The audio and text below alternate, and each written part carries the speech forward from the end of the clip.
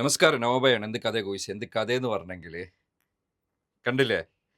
ഇതെല്ലാം ഉണ്ടകൾക്കും ഒരു പാടാണ്. ഓക്കെ.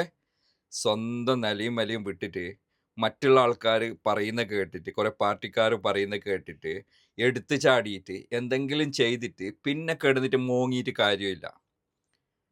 ഓക്കെ. എല്ലാവർക്കും ഉള്ള ഒരു പാടാണിത്. ഇത് പഴയ കാലമല്ല. പഴയ കാലമല്ല.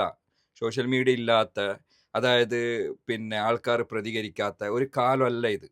മനസ്സിലായോ? ഒന്ന് ചിന്തിക്കണ്ടേന്ന് വെച്ചാല് നമ്മളെക്കാട്ടി ഉഷാറുള്ള, നമ്മളെക്കാട്ടിയും കഴിവുള്ള, നല്ല നട്ടെല്ലുള്ള ആൺകുട്ടികളുണ്ട് നാട്ടില്. അവരുടെ ഇടയില് ഞാനൊരു ഗുണ്ടയാണ്, ഞാനൊരു ഉണ്ടയാണെന്ന് പറഞ്ഞിട്ടൊന്നും നടന്നിട്ടൊന്നും ഒരു കാര്യവുമില്ല. നമ്മളെന്ത് ചെയ്യേണ്ടേ? നമ്മളെ കാര്യം. നമ്മളെപ്പോഴും സ്ട്രോങ് ആയിട്ടിരിക്കുക. നമ്മളെപ്പോഴും സ്ട്രോങ് ആയിട്ടിരിക്കണം. അത് നമുക്കൊരു പ്രശ്നം വരുന്ന സമയത്ത് അതിനെ ഉപയോഗപ്പെടുത്താനും വേണ്ടിയിട്ട്. അല്ലാതെ ഞാൻ ഇവൻ്റെ ആളാണ്, ഞാൻ മറ്റോൻ്റെ ആളാണ്, ഞാൻ ഭയങ്കര കൊമ്പത്തുള്ള ആള്, ആരും ഉണ്ടാവില്ല. ലാസ്റ്റ് ഉണ്ടല്ലോ, ഒറ്റപ്പെടലിൽ ഒരു മനുഷ്യന്മാരുണ്ടാവില്ല. അതോർക്കുക.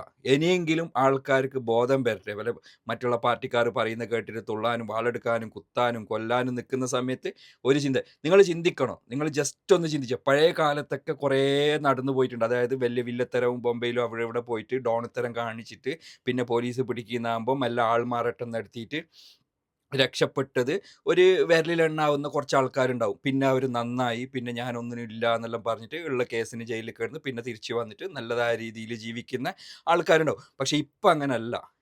ഇപ്പോഴത്തെ കഥകൾ അങ്ങനല്ല.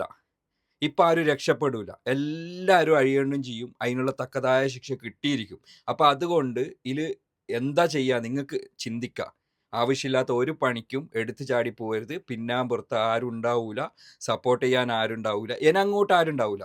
ഇനി വരുന്ന കാലഘട്ടം ഉണ്ടല്ലോ, ഇനി വരുന്ന കാലഘട്ടം എങ്ങനെയല്ലെങ്കിൽ അങ്ങനെയാണ്. രക്ഷപ്പെടാൻ പറ്റൂല. കാരണം സോഷ്യൽ മീഡിയയും ആൾക്കാരും എല്ലാവരും പ്രതികരിക്കാൻ തുടങ്ങി, അതിനെ ബ്ലോക്ക് ചെയ്യാൻ തുടങ്ങി. അപ്പോൾ ശ്രദ്ധിക്കണം. ഇനിയൊരു മനുഷ്യന്മാരുണ്ടാവൂല. അവരവരെ ജീവിതം നല്ല പോലെ നോക്കിയിട്ട് നല്ല രീതിയിൽ ജീവിക്കാൻ നോക്കാം. കടകാര്യമായ ജീവിതം.